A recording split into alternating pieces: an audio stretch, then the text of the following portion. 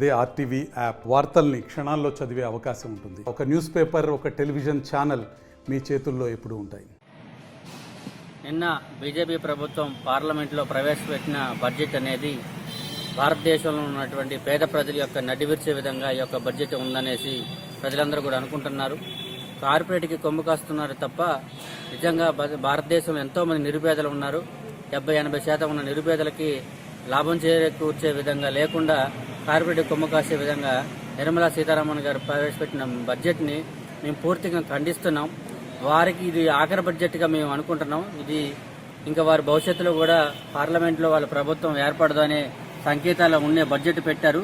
పేదవాడికి ఎప్పుడైతే అన్యాయం చేసే బడ్జెట్ పెడతారో ఆ ప్రభుత్వాలు కూడా కనుమరుగయ్యే ప్రమాదం ఉంది. కాబట్టి నిర్మలా సీతారామన్ గారు ప్రవేశపెట్టిన బడ్జెట్ బీజేపీ ప్రభుత్వం ఇది ఆఖరి బడ్జెట్గా ప్రజలందరూ అనుకుంటున్నారు. ప్రజా వ్యతిరేక బడ్జెట్ని మేము కూడా వ్యతిరేకిస్తున్నాం. నిన్న భారత పార్లమెంట్లో దేశ ఆర్థిక శాఖ మంత్రివర్యులు నిర్మలా సీతారామన్ గారు ప్రవేశపెట్టిన బడ్జెట్ ఇది పూర్తిగా కార్పొరేట్ శక్తులకు మేలు చేసే విధంగా ఉంది. ఇవాళ దేశంలో మరి అసంఘటిత రంగం కానీ, కార్మిక వర్గం కానీ, మిగతా పేద వర్గాలు లబ్ధి చేకూర్చే ప్రయోజనాలు దీంట్లో లేకపోవడం చాలా శోచనీయంగా కనపడతా ఉంది. ఎందుకంటే కేవలం పార్లమెంట్ ఎన్నికల్ని దృష్టిలో పెట్టుకొని పార్లమెంట్లో మరి ఏదో రకంగా మళ్ళీ 2024 సంవత్సరంలో కూడా పార్లమెంట్లో మరి బీజేపీ ప్రభుత్వం ఏర్పడే ఒక ఉద్దేశంతోనే ఇది పెట్టుబడిదారులకు కార్పొరేట్లకు మద్దతుగా పలికే మరి ఒక బడ్జెట్గా మేము అభివర్ణిస్తా ఉన్నాం. ఇలా బీఆర్ఎస్ పార్టీ డిమాండ్ చేస్తూ ఉంది. ఈ దేశంలో ఉన్నటువంటి కార్మికులకు కానీ, కర్షకులకు కానీ, ఈ దేశంలో ఉన్న అన్ని సామాన్య వర్గ ప్రజలకు పూర్తిగా న్యాయం చేసే బడ్జెట్ కాదని మేము వింటా ఉన్నాం. ఎందుకంటే ఇవాళ పేద వర్గాలు, ఇవాళ ధనికులకు వేలాది లక్షల రూపాయలు కార్పొరేట్లకు రుణమాఫీ చేసే విధంగా ఈ బడ్జెట్ ఉంది. కాబట్టి తక్షణం కేంద్ర ప్రభుత్వం ఆలోచించి తెలంగాణకు కూడా న్యాయం జరగలేదు. ఈ బడ్జెట్లో తెలంగాణ రావాల్సిన హక్కులు, తెలంగాణకు ఆనాడు ప్రభుత్వం ఇస్తున్న వాటా ఈ బడ్జెట్లో సరిగ్గా విశ్వసనీయం.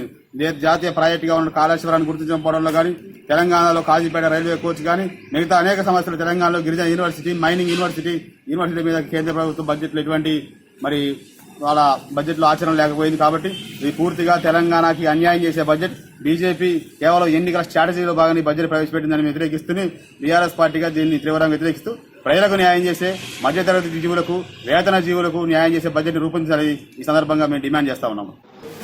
కేంద్ర ప్రభుత్వం బడ్జెట్ మీద నిన్న ప్రతిపాదించిన ప్రతిపాదనలు, బడ్జెట్ విడుదల తెలంగాణ రాష్ట్రంలో ఉన్న ప్రజలకు, తెలంగాణ ప్రజలకు ఏమాత్రం కూడా ఉపయోగపడని బడ్జెట్, పేదలకు ఉపయోగపడని బడ్జెట్.